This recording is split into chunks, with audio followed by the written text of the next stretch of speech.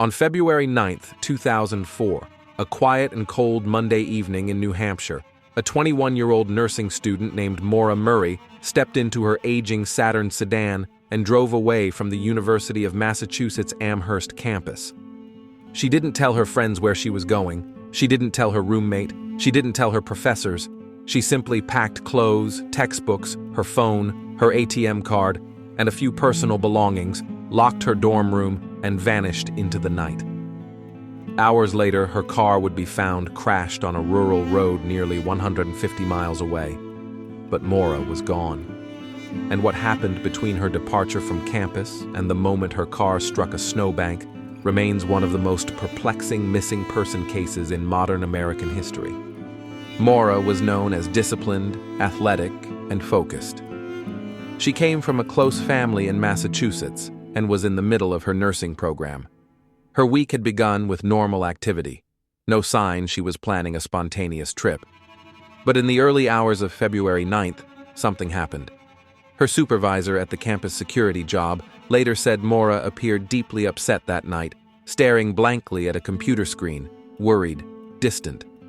The cause of her distress was never determined. She simply said a few quiet words, "My sister." But a phone call with her sister that night didn't appear unusual. There was no argument, no crisis, nothing alarming. Later that morning, Maura emailed her professors and said she would be out of town for a week due to a family emergency. There was no such emergency. No family member was expecting her. No one knew she was leaving. She withdrew a small amount of cash from an ATM, purchased alcohol from a nearby store, and then drove north toward New Hampshire. She did not tell a single person where she was going, or why. For a young woman who normally maintained a structured routine, her behavior that day was out of character. As evening approached, Maura's Saturn was seen traveling along Route 112 in Haverhill, New Hampshire, a remote and quiet stretch of road surrounded by woods and rolling hills. At 7:27 p.m., a local resident called police to report a car accident. A small Saturn sedan had skidded off the road and hit a snowbank. When neighbors approached, they saw a young woman near the vehicle. She assured them she didn't need help and claimed she had already called roadside services. Phone records later revealed she had not called anyone. Minutes later, when the first assisting neighbor looked again from his window, the young woman was gone. Police arrived within 10 minutes. The car was locked. The windshield was cracked. The airbags were deployed. A box of wine was inside. The vehicle showed signs of a slow-speed crash, not a severe collision. But Maura was missing. No footprints leading into the woods, no marks in the snow, no sign she had run or been taken. Just a cold road, an empty vehicle, and a silence that would never lift.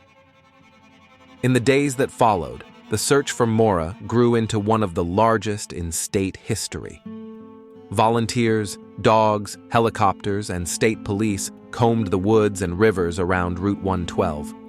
Nothing was found. Not a piece of clothing, not a footprint, not a trace of her movements after she stepped away from that car. Investigators interviewed locals, searched abandoned properties, and consulted experts who specialized in missing person cases in winter conditions. Still, there were no answers. One detail troubled investigators.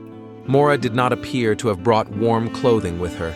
Temperatures that night were below freezing. Even if she had chosen to walk away to avoid the police, she would not have survived long without proper gear. Yet her body was not found. Not then, not months later, and not in the 20 years since her disappearance. Digital evidence offered no solid direction. Her laptop activity showed she had looked up directions to Burlington, Vermont, hours before driving north. She also appeared to have searched for rental properties, but the meaning of these searches remained unclear. Her family confirmed she had no known plan to travel there, and no friends she intended to visit. If she had a destination, she never revealed it. Some investigators considered the possibility of a staged disappearance, an intentional departure from her life. But that theory lacked foundation. She had just spoken with her father days earlier. She was preparing for clinical rotations. She was in the middle of the semester. There was no evidence she intended to disappear permanently. Others suggested she might have accepted a ride from someone passing through the area. Route 112 was isolated, dark, and lightly traveled. If someone stopped, whether to offer help or for another motive, there would likely be no witnesses. The area was rural enough that a single vehicle could pass by unnoticed. But again, no physical evidence supported this theory. The third possibility was environmental, that Maura had walked into the woods and succumbed to the cold. But the search teams, including dogs trained to pick up the faintest scent, found nothing. The area had not experienced heavy snowfall in the hours after her disappearance, meaning tracks should have been visible. Yet the snow around the crash site was untouched.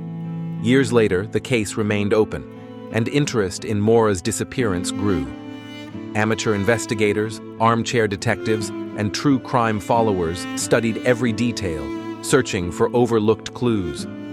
Some found meaning in the timing of her trip. Others focused on earlier events in her life, hoping to uncover a reason for her sudden departure. But nothing conclusive ever surfaced. Her family never stopped searching. Year after year, they returned to the small New Hampshire town where she was last seen. They spoke with police, coordinated volunteer searches, and followed every new lead, no matter how small. They walked the same roads, the same riverbanks, and the same forest edges, hoping to find the missing piece of a puzzle that seemed frozen in time. 2 decades later, the disappearance of Maura Murray remains one of the most enduring mysteries in American true crime. No verified sightings, no physical evidence, no confirmed explanation. What began as a simple car accident in the cold February dark has grown into a case defined by its chilling silence. A young woman vanished, leaving behind only questions. Questions that still echo in the quiet woods of Route 112. And until new evidence appears, the story of what happened that night will remain exactly where it began, unresolved, unexplained, and painfully incomplete. For more true crime mysteries, subscribe.